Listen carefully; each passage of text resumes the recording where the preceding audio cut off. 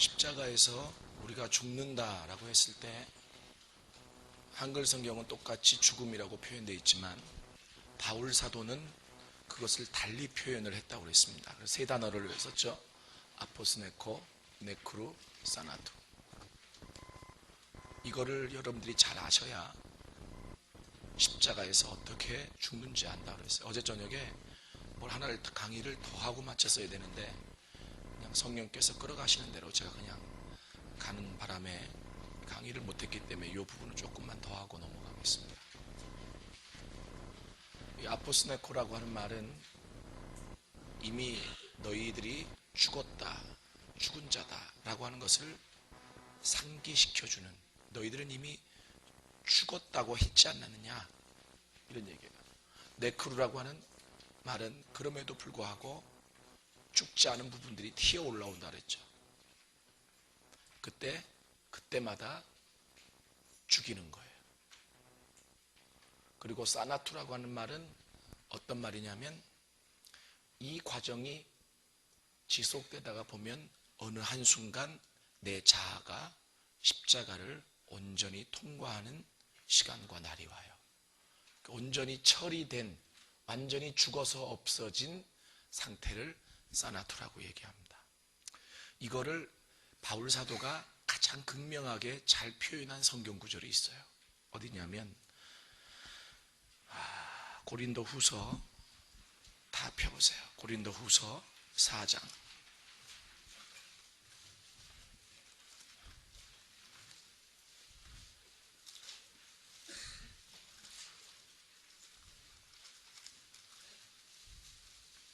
고린도후서 4장 10절부터 11절까지.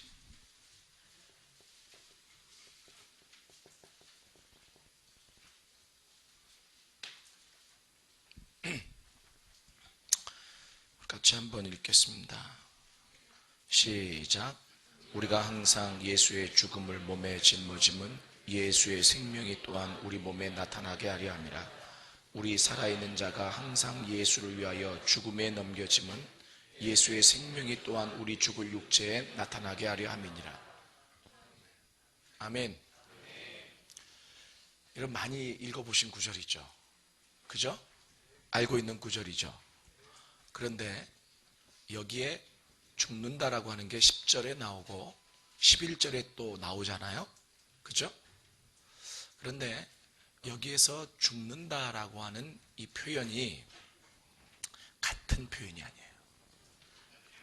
그래서 이게 성경을 때로는 원어로 분석하는 게 주제를 가지고 중요한데 10절에 죽는다라고 하는 것은 네크루라는 단어예요.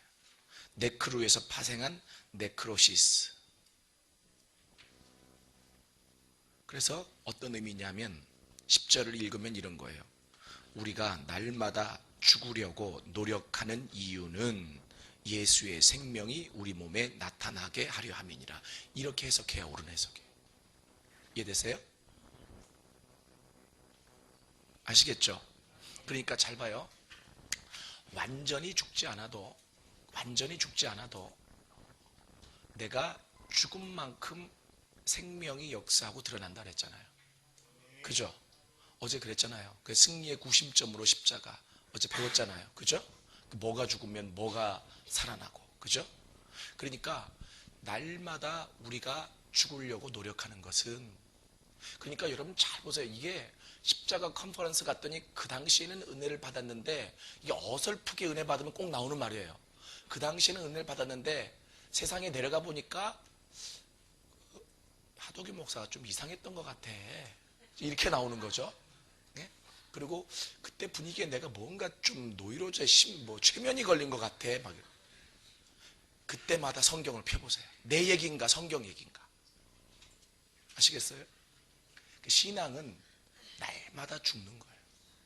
날마다 죽는 거예요. 내 얘기가 아니라니까. 성경 얘기라니까요.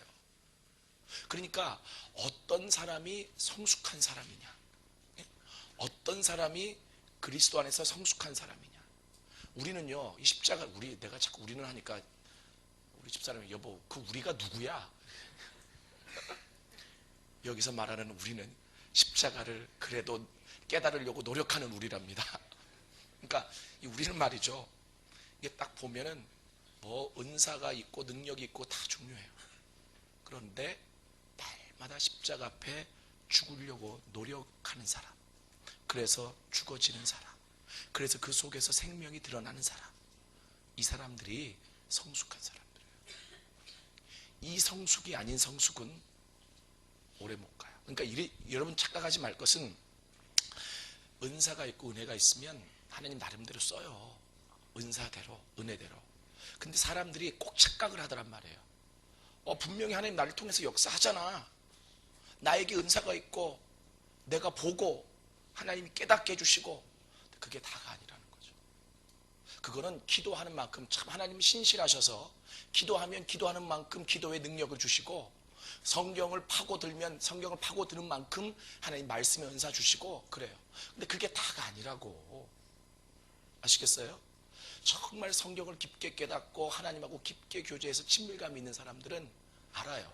뭘 아느냐면, 죽어야 되는구나. 아시겠어요?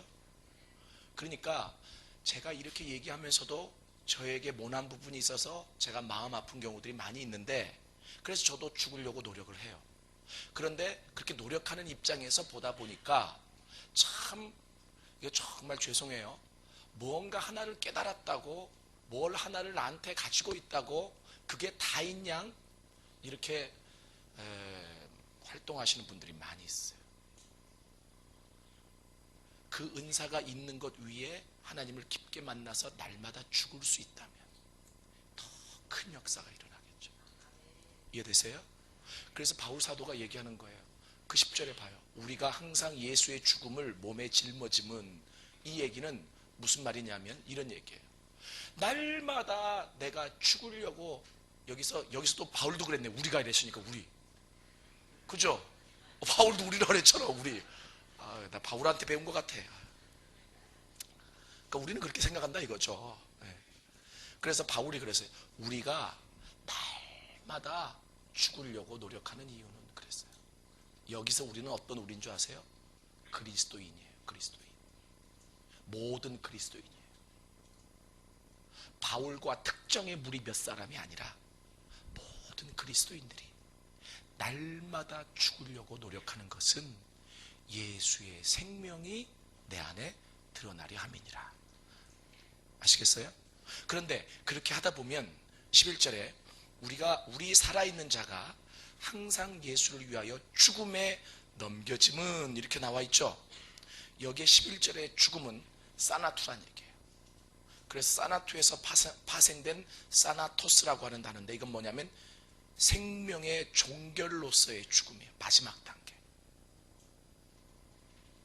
그러니까 성경은 같은 의미로 번역을 해놨지만, 한글 성경은 바울이 헬라어를 사용했잖아요.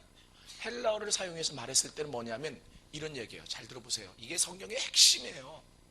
자, 여러분 보십시오. 우리 그리스도인들이 날마다 죽으려고 노력해야 될 이유가 있습니다. 왜 날마다 죽어야 되느냐면, 죽는 만큼 예수의 생명이 내 안에 드러나기 때문입니다. 그 예수의 생명이 드러나야 예수 믿는 맛이 납니다. 예수 믿는 맛이라고 하는 것은 예수 믿는 게 교회만 왔다 갔다 하고 기도 한 번 하고 끝나는 게 아니라는 겁니다. 그 생명의 풍요로움을 누려야 합니다.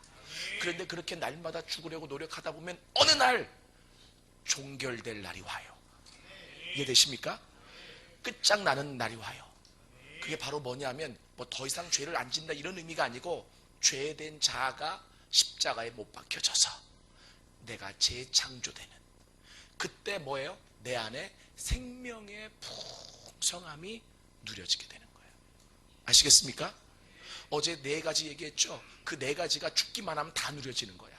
근데 여기까지 이런 과정이 필요하기 때문에 과정 속에서도 죽음만큼 이런 승리가 십자가 안에 있다는 것을 말씀을 드린 거고요. 이해되시죠?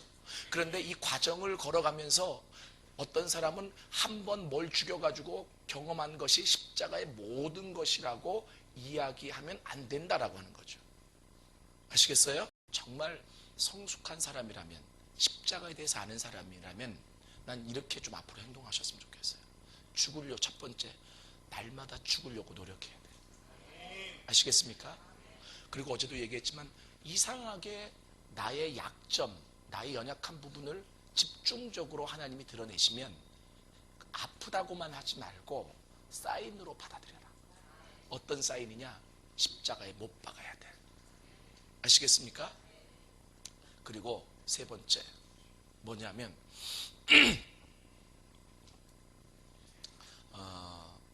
설령 이제 제가 경험해 보니까 그래요. 십자가를 얘기하는 저도 제 안에 아직 죽어지지 못한 부분들이 많이 있겠죠. 그래서 간혹 그 부분들이 튀어나오더라도, 튀어나올 수 있죠. 그죠? 튀어나오더라도 십자가를 아는 사람들은 그 부분을 가지고 아파하고 십자가에 못 박으려고 노력하는 사람이에요. 아시겠어요? 십자가를 모르는 사람은 그래요. 아니 나는 원래 그래. 내가 첫날부터 그래서 원래는 그러니까 원래는 없어요. 원래는 없기 때문에 내가 그래도 교회 봉사한 게 얼마나 많고 그래도 나 나름대로 기도하고 나 나름대로 은사 받았는데 왜 그거 갖다 그러냐고. 이 사람은 십자가를 모르는 사람이에요. 십자가를 아는 사람은 설령 실수했어도 설령 잘못했어도 하나님이 이것까지 못 박으라고 하시는구나. 이 네크루가 그런 단어라니까요. 튀어나올 때마다 박으라는 거예요. 튀어나올 때마다. 이미 저는 성결교회 목사예요. 성결교회에서는 성결이라고 하는 이 표제를 가지고 이 땅에, 한국 땅에 사람들이 성결을 경험하게 해주기 위해서 세워진 교단이에요. 근데 이 성결이 뭐냐면요, 네크루를 통해서 사나투까지 경험된 상태가 성결이에요. 아세요? 그러니까 이미 그 믿음의 선조들은 이 사실들을 깨닫고 이것들을 전하기 위해서 노력해 왔다는 얘기예요. 그러니까 중요한 것은 뭐냐면 이 세 가지를 꼭 기억해요. 나는 이미 죽었던 자다. 다들 세례 받았다며요. 난 그래서 오늘날 한국교회가 세례를 잘 줘야 된다고 생각해요. 이 세례를 흐지부지하게 받았으니까 너 죽은 자잖아. 내가 언제요? 이러면 할 말이 없는 거야 이게. 그죠? 그래서 우리 교회는 세례를 줄 때 철저하게 세례의 의미를 가르쳐주고, 그리고 동의하느냐고, 그리고 신앙 간증문 써서 많은 교인들 앞에 다 읽어요. 그거 다 녹화해놔. 네? 그리고 물속에 빠쳐요. 네? 그리고 건져내니까 이게 죽는 거구나 명확하게 아는 거죠. 네? 그래야 훈련하기가 쉬워. 오리발레 밀면 죽었잖아, 바울처럼. 이해되세요? 죽은 자가. 그러면 뭐가 있느냐면 갈등이 생기잖아요. 갈등이라는 거는요 굉장히 좋은 거예요. 예수 믿는데도 갈등이 있어야 되고 고민이 있어야 되는데 갈등도 없고 고민도 없고 그리고 편하게만 예수 믿으려고 하니까 뭔가 신앙의 본질을 모르고 성장을 모르는 거예요. 제발, 여기 전도사님들도 많이 계시는데 내가 우리 전도사님들 훈련시키면서 자기들이 갈등을 안 하니까 내가 하게 해주죠. 스스로 알아서 갈등을 해야 되는데 안 하잖아. 그 내가 막 하게 해줘요. 그 나랑 훈련 받으면 좀 힘들어요. 그런데 그 갈등의 과정을 거쳐야 해결이 와요. 갈등도 없이 어떻게 해결이 돼요? 그죠? 자, 우리 그 고린도 후서 4장 10절 11절 한 번만 다시 읽어요. 우리가 항상 예수의 죽음을 몸에 짊어짐은 예수의 생명이 또한 우리 몸에 나타나게 하려 함이니라. 우리 살아있는 자가 항상 예수를 위하여 죽음에 넘겨짐은 예수의 생명이 또한 우리 죽을 육체에 나타나게 하려 합니다. 바울 사도가 여기서 분명히 얘기하고 있는 게 뭐냐면 우리 육체는 죽을 육체라는 거예요. 아시겠어요? 그래서 이 생명이 들어와야 돼. 바울은요 이 예수 생명이 얼마나 귀중하다는 것을 너무 깊게 깨달았기 때문에 빌립보서 3장 한번 펴보세요.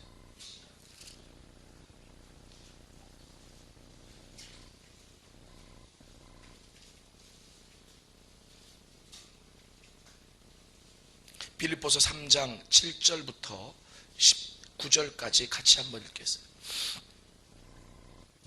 시작.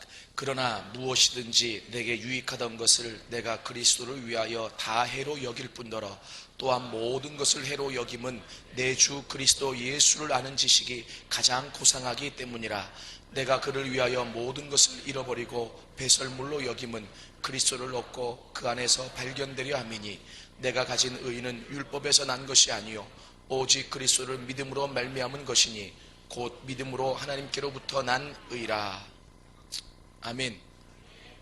바울은요, 그 예수를 얻는다라고 하는 것은 실은 예수 생명이에요. 이 생명이 얼마나 엄청나고 귀중한 것이라는 것을 알았기 때문에 그 예수만 얻을 수 있다면, 그 예수 생명만 얻을 수 있다면 내가 배웠던 것들, 내가 가지고 있는 관계들, 내가 가지고 있는 지위들 모든 것을 내려놓고 예수를 얻겠다. 그래서 내가 가지고 있는 모든 것을 배설물처럼 여겼다. 이렇게 얘기하고 있죠. 그죠? 여러분, 성경의 위대한 인물은 그냥 위대하게 되지 않아요. 이 훈련이 있었기 때문에, 그리고 뭔가 그 안에서 생명의 놀라운 경험을 해봤기 때문에. 아시겠죠? 예?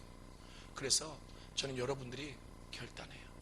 뭘 결단하시냐면, 많은 사람들은 이렇게 십자가를 체계적으로 배우지 않아도 이게 기독교 핵심이기 때문에 나름대로 어느 정도는 아느냐면, 죽어야 되는구나, 이 정도는 들어서 알고 있고, 그리고 또 죽는 게 중요한가 봐, 이 정도는 알고 있는데 왜 죽어야 되는지, 얼마만큼 죽어야 되는지, 죽는다는 게 어떻게 십자가와 연결되는지, 그리고 죽을 때 어떤 역사가 일어나는지 이렇게 체계적으로 여러분들이 배우셨던 경험들은 아마 있으셨는지 모르겠어요.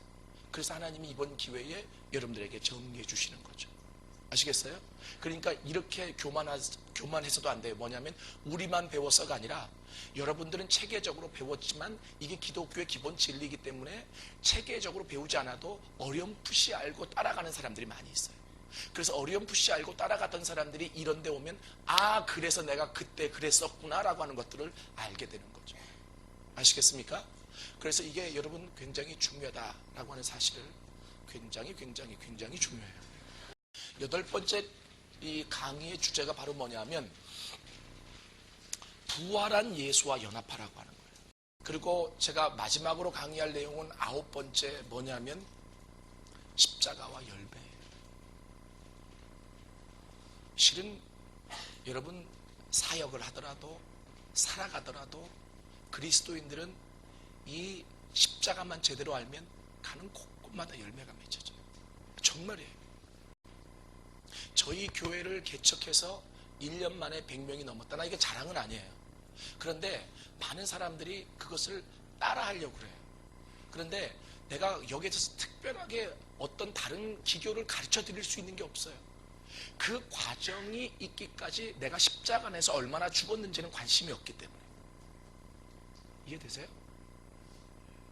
2006년도 1월 1일 날 개척하기까지 내가 그 전에 이 십자가를 알고 그 십자가 안에서 내가 죽고 그래서 그 전에부터 하나님이 열매 맺게 하시다가 여기까지 끌어오신 사실에 대해서는 많은 사람들이 알려고 하지 않아요. 그러면서 어떻게 하면은 1년 만에 100명을 넘을 수 있어요? 여기에만 관심이 있는 거예요. 난 여러분들에게 정말 말씀드리고 싶은 것은 뭐냐면, 반드시 십자가로 죽어져서 생명이 있는 곳에는 영혼이 붙여져요. 가장 큰 열매 중에 열매는 영혼이에요. 아세요? 그리고 열매가 영혼만 열매는 아니에요. 돈도 열매고 관계도 열매고 그냥 모든 게 쫙쫙쫙쫙 열려져요. 정말이에요. 한번 따라해 보시죠. 부활한 예수 그리스도와 연합하라. 이거는 이제 8번째 주제인데 뭐냐면 십자가와 부활이라고 하는 거예요. 죽으면 생명이 경험되어지는데 이것만도 엄청난 거예요. 어떻게 보면 이것만 제대로 알고 제대로 해도 어떤 열매가 풍성하게 맺혀질 수 있어요. 그런데 이 성경은 파고들면 더 깊이 있고 더 깊이 있어요. 그래서 죽고 난 다음에 우리가 성경이 해야 될 일이 있대요. 그 뭐냐면, 물론 자동스럽게 되어지기도 하지만 의식적으로 내가 해야 될 일이 있는데, 그게 뭐냐면 예수가 죽고 끝난 거 아니잖아요. 부활했잖아요. 그 부활한 예수와 같이 붙어서 연합하는 거라는 거예요. 우리 성경 한번 찾아봐요. 로마서 6장.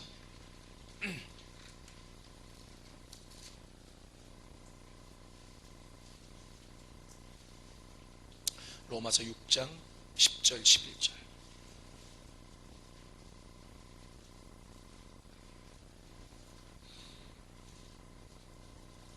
같이 한번 읽겠습니다. 시작. 그가 죽으심은 죄에 대하여 죽으시고 그가 살아계심은 하나님께 대하여 살아계심이니 이와 같이 너희도 너희 자신을 죄에 대하여는 죽은 자로 그리스도 예수 안에서 하나님께 대하여는 살아있는 자로 여길지. 밑줄로 한번 가보세요. 그리스도 예수 안에서. 제가 실은 8번째 강의에서 주로 강의하려고 하는 게 이 내용입니다.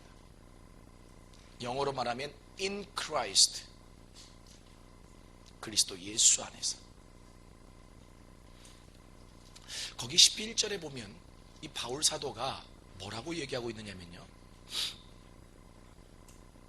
이와 같이 너희도 너희 자신을 죄에 대해서는 죽은 자요. 그죠? 이건 이제 죽는 게 어떻게 죽는 건지 어제까지 배웠잖아요. 그죠? 그런데 거기서 끝나는 게 아니라 하나를 더 가르치고 있어요. 그리스도 예수 안에서 하나님께 대하여는 살아있는 자로 여길지어다. 그러니까 잘 보세요. 너무 안 죽으니까 죽음 다음에 부활이 있는 건데, 아세요? 죽음 다음에 부활이 있는 건데 죽음을 자꾸 바이패스하고 그리고 자꾸 하나님하고만 관계를 맺으려고 하니까 한계가 있는 거잖아요. 그래서 순서가 잘못됐다고 내가 계속 얘기하는 거잖아요. 그래서 어제까지 얘기한 게 순서가 뭐가 순서냐면 죽는 게 순서라고. 아시겠어요? 제대로만 죽어지면 그 하나님을 알 수 있다고. 근데 바울은 뭘 얘기하냐면 죽고 나서 또 해야 될 일이 있어요. 뭐냐면 하나님께 대해서는 살아있는 자로 반응하라는 거예요. 이해되세요? 그러니까 이 두 가지만 알면 돼요. 죄에 대해서는 죽은 자요, 하나님에 대해서는 산 자로 여길지어다. 아시겠어요? 자, 따라해보세요. 죄에 대해서는 죽은 자요, 하나님에 대해서는 산 자로 여길지어다. 예. 자, 그러니까 하나님에 대해서 산 자로 여긴다라고 하는 게 바로 뭐냐면 부활한 예수와 연합할 때 가능해요. 그런데 여기에 키가 있어요. 어떤 키가 있느냐면 하나님에 대해서 살아있다라고 하는 것은 이 비유적인 표현인데 뭐냐면 하나님과 반응하는 거예요. 하나님과 교제하는 거예요. 그리고 하나님이 원하신 대로 살아가는 거고, 그리고 하나님과 더 깊은 친밀함을 누리는 거예요. 이해되세요? 여러분, 성경을 보면요, 참 놀라운 게 하나님이 쓰셨던 위대한 사람들의 공통점은 하나님과 동행했던 사람이에요. 이 하나님과 동행이라는 게 동행하기 싫어서 못하는 게 아니잖아요. 뭐냐면 자신은 철저히 세상과 단절시키고 그리고 죄를 내가 죽이고 반대쪽으로 하나님과는 깊이 만나는 거예요. 이해되세요? 그래서 그 하나님도 한 번 만나고 두 번 만나고 세 번 만나고 지속적으로 만나다 보면 뭐가 생기냐면 친밀감이라는 게 생겨요. 친밀감. 영어로 intimacy 이렇게 얘기해요. 친밀감. 그런데 이 친밀감이 생길 때 우리에게 오는 게 있어요. 뭐냐면 하나님이 당신의 계획을 가르쳐 주시고 당신의 비밀을 가르쳐 주시고 그리고 하늘의 일들을 보여주세요. 이해되세요? 한번 생각. 하나님하고도 한 번 만나고 두 번 만나고 세 번 만나고 네 번 만나고 지속적으로 만나면 뭐가 생길까요? 친밀감이 생겨요. 이 친밀감이 있어야 하나님이 어떻게 주시냐면 하나님이 가지고 있는 계획도 가르쳐 주시고 하나님의 비밀도 보여주시고 하늘에서 어떤 일이 일어나는지도 하나님께서 보여주시는 거예요. 이해되세요? 그러니까 성경에 보면 이 하나님과 친밀했던 사람들은 특별히 은사가 있어서 보고 은사가 있어서 예언한 게 아니에요. 뭐냐면 하나님과의 친밀감 속에서 끌려가가지고 하나님이 보게 하시는 것들을 이야기하면서 자연스럽게 나누는 거예요. 성경의 출애굽기의 모세를 보세요. 여러분, 이 모세는요 하나님하고 같이 식사를 했던 사람이야. 성경 좀 읽으시라니까 나를 이단처럼 보지 말고. 아, 참. 나와 있어요. 네? 그래가지고 하나님이 장로들을 다 부르시는데 장로들은 더 멀찌감이 발끝 밑에서, 그리고 얼마 있지 못해서 내려가는데 모세는 그 하나님과 40일 동안. 나는 뭐 이렇게 할 말이 많았나 봤더니 이렇게밖에 이해를 못하는 거죠. 하나님의 시간과 이 땅의 시간은 달라. 하루가 천년 같고 천년이 하루 같고. 그러니까 하나님하고 몇 마디 나눴는데 지상에 내려왔더니 40일이 지났겠지 뭐. 예? 아, 그렇게 생각할 수밖에 없잖아요. 밑에도 급해 죽겠는데 뭔 40일 동안 죽치고 앉아서. 이게 뭐냐면 친밀감이라고 하는 거예요. 그러니까 하나님하고 이런저런 얘기 도란도란 하다 보니까 하나님이 가르쳐 주시는 거죠. 모세야, 좀. 그런데 그 하나님을 만나는 곳이 뭐예요? 한 번은요, 이 모세가 하나님의 전에 가서 기도를 하는데 그곳에 하나님이 임재했어요. 얼마나 좋아요. 근데 여호수아를 맨날 여호수아란다. 모세를 맨날 졸졸 쫓아다녔던 시종이 있어요. 여호수아죠. 이 여호수아가 성전 문 밖에서 가만히 봤어요. 그 밖에서 보는데도 너무 행복해. 하나님의 임재가 있는 곳이. 이해돼요? 그래서 모세는 떠났는데 하나님이 임재하셨던 그곳을 이 여호수아는 떠나지 못하는 거예요. 성경에는 안 나와 있지만 아마 이랬을 거예요. 흐느껴 울면서 하나님, 나도 당신과 이렇게 만나고 싶어요. 결국은 그 모습을 보고 그 소원함이 있었기 때문에 하나님이 영적인 지도력을 종에게 준 거예요. 하나님은 지위가 상관이 없어요. 아시겠어요? 네가 종이냐 아니면 뭐 고위직이냐 이게 상관이 없어요. 많이 배웠느냐 못 배웠느냐가 상관이 없어요. 하나님을 아느냐가 중요해요. 이해되세요? 어제 저녁에도 제가요 지쳐 죽겠는데 나 그냥 여기 그냥 조용히 앉아 있었어요. 왜요? 이 자리가 하나님의 임재가 있는 자리니까. 떠나고 싶지가 않아요. 그냥 지쳐 있어도, 기도가 안 나와도, 기도가 안 나온다는 게 막혀서 안 나온 게 아니라 그냥 성령이 임재해서 역사하시는 모습을 보고 있는 것만으로도 너무 행복한 게 있잖아요. 이해되세요? 여러분, 제가 왜 지금 이렇게 막 설명하냐면 하나님께 대해서 산자로 여긴다라고 하는 게 이런 거라는 거예요. 아시겠어요? 하나님께 대해서 살아있는 자로 여길지어다. 이건 하나님께 민감하게 반응해서 그 하나님과 친밀감을 누리라는 거예요. 근데 그 키가 있어요. 그 키가 그냥 하고 싶다고 해서 되는 게 아니라 그리스도 안에서. 거기 분명히 나와 있죠. 예? 필요 없는 말 같으면 나오지가 않아요. 근데 거기 뭐라고 나와 있냐면 죄에 대해서는 죽은 자요, 그리스도 안에서 하나님께 대하여는 살아있는 자로 여길지어다. 이렇게 나와 있죠. 자, 그러면 여기에서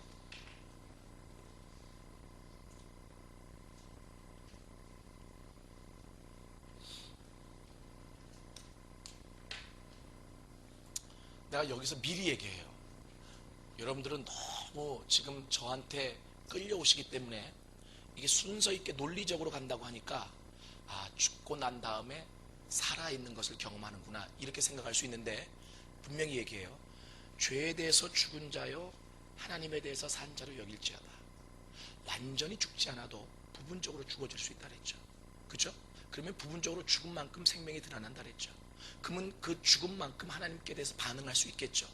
그죠? 그러면 여기에서는 이게 순서가 있는 게 아니라 뭐가 같이 가느냐면 하나님께 반응하는 만큼 또 죄에 대해서 죽을 수 있어요. 이해되세요?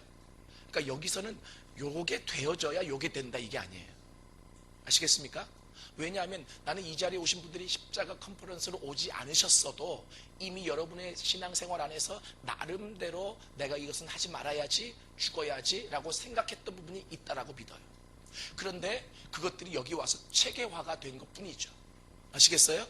그러니까 중요한 것은 이게 온전히 사나투까지 가는 이 과정까지 가지 않았어도 여러분들은 조금씩 죽여가고 있는, 죄에 대해서 내 자신을 죽여가고 있는 부분들이 있었을 거란 말이에요. 그런데 그 죄에 대해서만 죽인 다음에 다 죽여야 하나님 앞에 반응할 수 있는 게 아니라 죽인 만큼 더 깊게 반응하고 반응하는 만큼 죽일 수 있고, 이게 왔다 갔다 할 수 있는 거라는 거예요. 이해되십니까? 그래서 여기서 그리스도 안에서라고 하는 말은 앞으로 여러분들이 계속 되뇌어야 돼요. 저는요, 제가 훈련 받을 때 우리 스승이 뭐 이메일을 쓰거나 뭘 하기만 하면 맨 마지막에 그리스도 안에서 홍성철 이렇게 써놔요. 그래서 아유, 누가 뭐 예수 안에 없대나 내가 이렇게 생각을 했어요. 그런데 십자가를 깊게 깨달은 사람들은 의미가 있더라고요. 뭐냐면 자기 자신을 늘 그리스도 안에서 하나님께 반응하는 자로 여기길 원하는 거예요. 이해되세요? 하나님께 반응할 때 어떻게 되느냐 하면 이제 얘기가 나오겠지만 죄에 대해서도 더 깊게 죽을 수 있고 그리고 하나님께 대해서도 더 깊게 반응할 수 있어요. 그러니까 잘 봐요. 죄에 대해서도 깊게 죽을 수 있고 살아있는 하나님에 대해서도 더 깊게 반응할 수 있는 그 키가 뭐냐면 그리스도 안이라고 하는 거예요. 아시겠죠? 자, 그러면 여기에서 그리스도 안이라고 하는 말은 어떤 말이냐? 우리 로마서 7장 4절 한번 보십시오.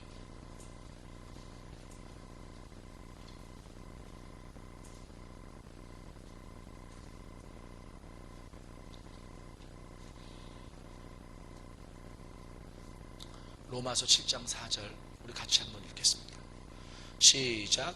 그러므로 내 형제들아 너희도 그리스도의 몸으로 말미암아 율법에 대하여 죽임을 당하였으니 이는 다른 이 곧 죽은 자 가운데서 살아나신 이에게 가서 우리가 하나님을 위하여 열매 맺게 하려 함이니라. 이 구절이 6장 11절과 같은 구절이에요. 같은 내용이라고. 아시겠어요? 근데 왜 같은지 제가 지금 설명을 할게요. 거기 보세요. 그러므로 내 형제들아 너희도 그리스도의 몸으로 말미암아 율법에 대하여 죽임을 당하였으니 이렇게 나와 있죠. 율법은 항상 우리에게 죄를 지적하는 도구예요. 근데 율법에 대해서 죽임을 당했다라고 하는 것은 죄에 대해서 죽었다는 겁니다. 이해되세요? 그러니까 옆에 있는 죄에 대해서 죽은 자와 같은 말이죠. 아시겠어요? 그 다음에 보면 뭐가 나오냐면 이는 죄에 대해서 죽은 이유는 다른 이 곧 죽은 자 가운데서 살아나신 이 누구예요? 부활하신 예수죠. 부활하신 예수에게 가서 거기 가서에다가 밑줄 걸어요. 가서 우리 하나님을 위하여 열매를 맺게 하려 함이니라. 그러니까 여기 잘 봐요. 하나님께 살아계신 하나님 앞에 반응하는 자가 되라 그랬잖아요. 죄에 대해서 죽은 자요 하나님께 대해서는 살아있는 자가 되라 그랬잖아요. 그죠? 그러면 하나님에 대해서 살아있는 자가 된다라고 하는 말은 무슨 말이냐면 하나님에 대해서 열매 맺는 자가 되라. 그래서 지금 8번째 강의와 9번째 강의가 맞물려 가는 겁니다. 아시겠죠? 그런데 그 키가 뭐냐면 여기 보니까 부활하신 이에게 가서 그랬어요. 가서. 그 말을 이 6장 11절에서 뭐라고 그랬냐면 그리스도 예수 안에서. 아시겠어요? 그럼 가서라고 하는 말을 헬라어로 보니까 이게 어떤 의미가 있느냐 하면 이런 의미가 있어요. 연합하다, 결합하다, 결혼하다. 아시겠어요? 어떤 의미가 있다고요? 연합하다, 결합하다, 결혼하다. 그러면 지금 다시 7장 4절을 해석하면 이런 거예요. 너희는 이미 죄에 대해서 죽은 자니까 부활하신 예수와 연합해서 하나님에 대해서 열매 맺는 자가 되라. 아멘?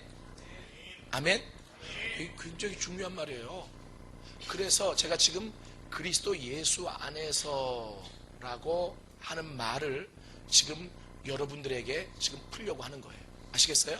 근데 이 그리스도 안에서라고 하는 말을 로마서 7장 4절에서는 뭐라고 얘기하고 있느냐면 잘 들으세요.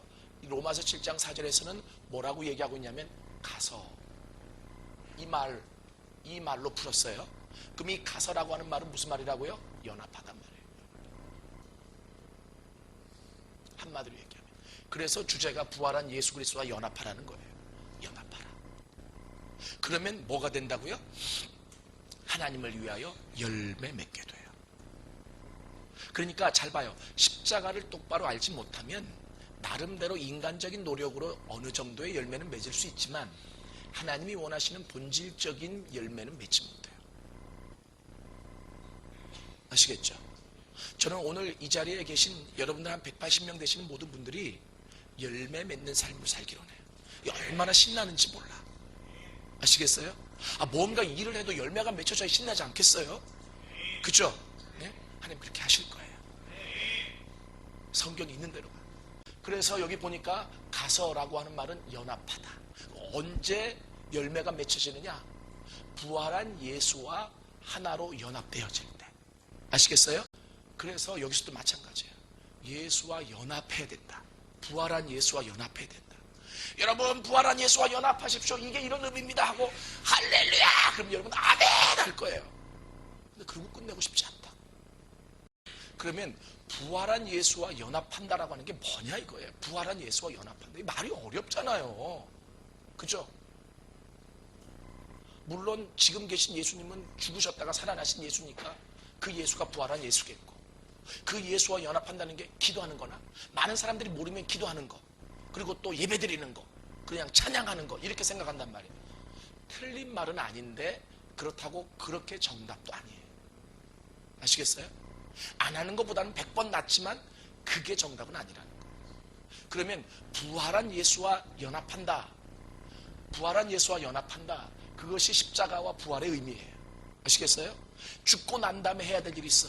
죽고 난 다음에 하나님과 더 깊게 교제하고 열매 맺는 삶을 살기 위해서 부활한 예수와 연합해야 된다.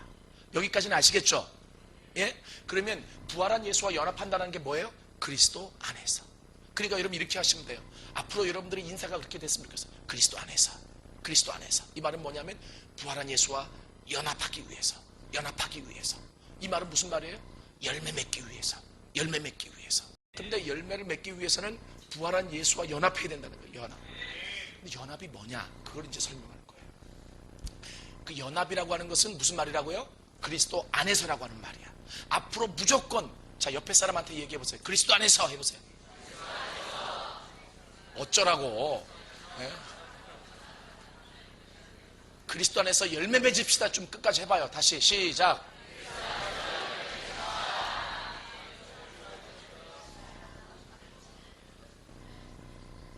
자, 그러면 그리스도 안에서, 이 말은 그리스도와 연합한다는 얘기인데 도대체 예수와 연합한다를 쓸 때는 뭐가 연합되는 거냐? 그러니까 예수와 연합한다라고 하는 게 육체와 육체가 연합하는 게 아니에요. 예수는, 부활하신 예수는 육체를 입고 있지 않아요. 육체와 육체가 연합할 수 없어요.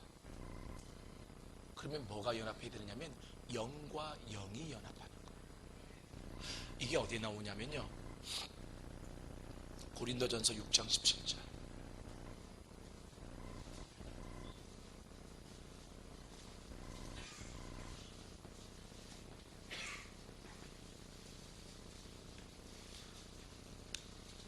같이 한번 읽어보세요. 다 찾으셨어요? 고린도전서 6장 17절.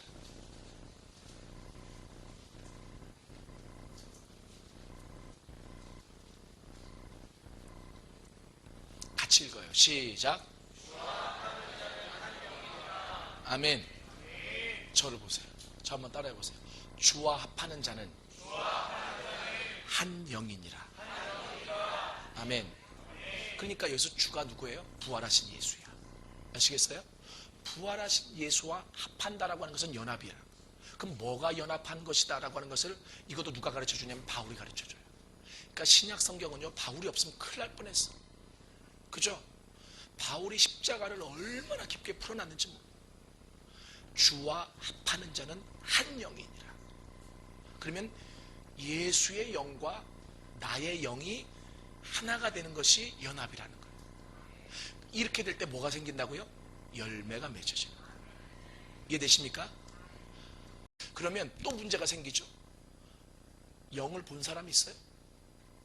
만져본 사람 있어요? 없죠? 그러면 영의 연합이라고 하는 것은 뭘 얘기할까요? 예? 뭐라고요? 예? 어? 느낌. 아, 예. 그래요. 제가 여기서 여러분들에게 이제 하나 얘기하고 싶은 게, 조심스럽게 제가 얘기해야 될 부분이 있어요. 성경에 보면 영혼, 육이 나오죠. 그죠?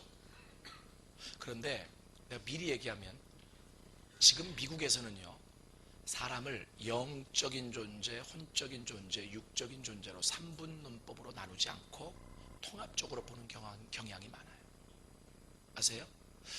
나 그것을 미리 얘기해 놓고 얘기하고 싶은 것은 뭐냐면, 그럼에도 불구하고 성경에서는 영혼, 육을 3분론적으로 설명한 데도 있고, 그리고 이원론적으로 설명한 데가 있어요. 사랑하는 자여, 내 영혼이 잘된 같이 내가 범사가 잘되고 강건하기를 원하노라. 여기서는 영혼과 육을 이분법적으로 나눈 거죠. 그죠? 앤드류 머레이라고 하는 박사가 어떻게 얘기를 했느냐면, 인간은 영적인 기관이 있다고 했어요. 그래서 성경에도 로마서에도 나와 있지만, 우리가 영 할 때 그 영은 스피릿이잖아요. 스피릿인데, 이 스피릿이 대문자 스피릿이 되면 하나님의 영을 얘기해요. 그죠? 근데 우리가 흔히 성령, 영 할 때 하나님의 영만 생각하는데, 인간도 영이 있어요. 아시겠어요? 나의 영. 아시겠죠? 그런데 이 영적인 기관은 어떤 기관이냐면, 하나님이 왜 인간을 창조하셨을 때 영적인 기관을 만드셨느냐면, 하나님의 영을 불어넣어 주셨다고 그저께 배웠잖아요. 그저께 배운 건 다 잊어버리지 않았죠? 하나님의 영을 불어넣어줘서 영적인 존재가 됐는데, 하나님의 영에 반응하는 기관으로서의 나의 영이 있는 거예요. 아시겠어요? 예? 그러면 여러분 잘 보세요. 이제까지 죄 짓고 살아왔던 인간들은 영적으로 죽은 존재로 살아온 거죠. 영적으로 죽은 존재로 살아왔다라고 하는 것은 뭐냐면, 하나님의 영이 나에게서 떠나가 버린 상태가 영적으로 죽은 존재라 그랬어요. 그죠? 어려워요? 하나님의 영이 떠나가 버렸죠. 그러면 내 영은 뭘 하고 있을까요? 잠자고 있었어요. 왜요? 그 영은, 나의 영은 어디에 반응하는 기관이라 그랬어요? 하나님의 영에 반응하는 기관이라 했어요. 그러면 영적으로 죽은 존재는, 잘 들어보세요. 영적으로 죽은 존재는 어떠한 기관만 가지고, 이걸 이렇게 표현하는 게 좀 무리가 있을 수 있다는 사실을 알면서도 제가 표현을 해요. 그래서 내가 조심스럽게 얘기하는 거예요. 어떻게 살아왔다고 얘기할 수 있느냐면, 혼적인, 육적인 존재만 가지고 살아온 거예요. 혼이라고 하는 것은 말이 어렵죠. 이거예요. 뭐냐면 정신이라고 얘기할 수 있어요. 정신. 아시겠어요? 정신. 그런데 우리가 중생했다, 구원받았다 라고 하는 것은 무엇을 의미하는 거냐면, 하나님의 영이 다시 내 안에 들어오신 거잖아요. 이게 중생이에요. 성령이 내 안에 내주하심. 이해되세요? 이 중생을 영어로 표현하면 어떻게 표현하냐면 regeneration. 여기서 regeneration이라고 표현하는데, 여러분 여기 잘 들어야 돼요. 우리 흔히 자동차를 아는 사람이 제너레이터 이렇게 얘기하죠. 이 제너레이터라고 하는 것은 뭐냐면 발전기야, 발전기. 어려워요? 물으면서 얘기를 해야 돼, 이걸. 제너레이터. 그런데 이 제너레이터, 우리 안에 발전기가 있었는데 쉬고 있었다는 거예요. 그래서 성령이 들어왔을 때 그것을 영어로 어떻게 표현되냐면 regenerate 되다. 다시 발전기가 가동했다는 얘기예요. 아시겠습니까? 예? 이게 참 영어로 풀거나 어원적으로 풀면 기가 막힌 거예요. 그러니까 우리가요, 사람은 혼과 육만 가지고 살아갈 수 있는 존재가 아니라는 거예요. 아시겠어요? 하나님이 우리를 영적인 존재로 만들어 놨는데, 이 하나님의 영이 우리 안에 들어와야 하나님이 창조하신 목적대로 내가 생명을 가지고 살아갈 수 있게 돼 있어요. 그런데 그 영이 떠나가 버렸기 때문에 영적으로 죽은 존재가 됐다는 거죠. 이해되십니까? 영적으로 죽은 존재가 됐는데 중생을 경험했다라고 하는 것은, 구원을 받았다라고 하는 것은 죄의 사함을 받았기 때문에 하나님의 영이 다시 내 안에 내주하시는 거예요. 여러분 신학적으로 풀어도 중생이라고 하는 것은 성령의 내주하심이에요. 그죠? 성령의 내주하심. 영어로 풀면 어떻게 되냐면 regeneration. 아시겠어요? 야, 나는 그 regeneration이라고 하는 말을 들으면서 막 가슴이 막 벅차기 시작했어요. 뭐냐면 다시 내 안에서 발동기가 가동되기 시작했다는 거예요. 아멘. 그런데 문제는 뭐냐면, 여러분 잘 들어요. 지금까지 배운 게 뭐냐면 내 안에 구원 받았어요. 여러분들 다 구원 받았어요. 하나님의 영이 들어왔어요. 그런데 나는 조상으로부터 올라가면 6,000년 동안 내 영이 죄에 대해서, 죄 때문에 하나님에 대해서 반응하지 못한 채로, 이렇게 좀 표현합시다, 녹슨 상태로 있었잖아요. 그죠? 그러면 이 영이, 내 안에 있는 영이 하나님의 영에 대해서 반응할 수 있도록 녹을 제거해 줘야 되고, 그리고 반응할 수 있도록 여러분들이 노력하고 훈련이 있어져야 돼요. 아시겠습니까? 이게 없으면 내 영과 하나님의 영이 하나가 되어서 일할 수가 없어. 아시겠어요? 왜 구원받고도, 구원받았을 때는 기뻤는데 시간이 일정 시간 지나다 보니까 시들시들해지고 힘들고 어렵게 사느냐? 세상 사람들하고 똑같이 사느냐? 이유가 있어요. 그건 내 안에 성령이 없어서가 아니에요. 하나님의 영이 들어오지 않아서가 아니에요. 여러분, 제가 첫날부터 얘기한 게 뭐냐면 하나님이 우리를 인격적으로 자유의지의 존재로 만들어 주신다. 그죠? 그러니까 내가 내 의지를 들여서 성령을 다시 내 안에 들어오시게 했어요. 구원받았어요. 그런데 그러면 그 성령이 내 안에서 자유롭게 활동할 수 있도록 내 의지를 다 드려야 되잖아요. 그죠? 그 의지를 다 드리지 못했기 때문에 어떻게 돼요? 성령이 내 안에서 역사하시질 못하는 거예요. 아시겠어요? 이것을 사형리에 보면 뭐 그림을 갖다가 뭐 의자를 해놓고 말이죠. 예? 여기 예수님이 이렇게 마음 안에 있었는데 이 예수님이 점차 저 변방으로 밀려났다는 거죠. 그리고 여기 돈이 들어오고 여자가 들어오고 뭐 술이 들어오고, 그러니까 예수가 있으면서도 이 나의 마음의 권자의 중심이 다른 것이 될 수 있다는 얘기 아니에요. 이렇게 설명을 했는데 이게 쉽게 이해할 수 있는 나는 설명이라고 생각하는데, 그것을 지금 성경적으로 풀으니까 어떻게 풀려지느냐면 영 안에서 풀어져요. 뭐냐면 하나님의 영이 내 영과 반응해서 하나가 되어져야 돼요. 그런데 이 작업이 힘들 수 있다는 거예요. 왜 힘드냐면 내 영은 이제까지 하나님이라고 하는 존재에 대해서 녹슬어 있었던 영이에요. 그러면 이 영은 어떻게 보면은, 자, 잘 봐요. 내가 자아를 십자가에 통과시켜야 된다 그랬죠. 죄된 자아. 그 자아가 뭐냐면 혼적인 요소라고 얘기를 할 수 있어요. 아시겠어요? 그러면 육과 이 자아, 혼적인 요소가 나를 꽉 잡고 있었는데 나를 지배하는 게 뭐예요? 이 땅에 살고 있었던, 이제까지 살아왔던, 이제까지 그렇게 나를 끌어왔던 죄된 자아, 혼적인 요소예요. 그러면 이 죄된 자아가 십자가에 못 박히는 만큼 내 영이 깨어나기 시작해요. 그리고 내 영이 깨어나는 만큼 하나님의 영에 반응해요. 이해되세요? 그리고 그 하나님의 영에 반응하는 만큼 하나님의 영과 하나가 돼간다는 얘기예요. 이해되십니까? 지금 이 얘기가 그 얘기예요. 주와 연합한다라고 하는 거. 이 말은 뭐냐면 연합을 할 필요성이 있다는 얘기 아닙니까? 그러니까 구원받고 난 사람들은 다 연합한 존재가 아니란 얘기예요. 아시겠어요?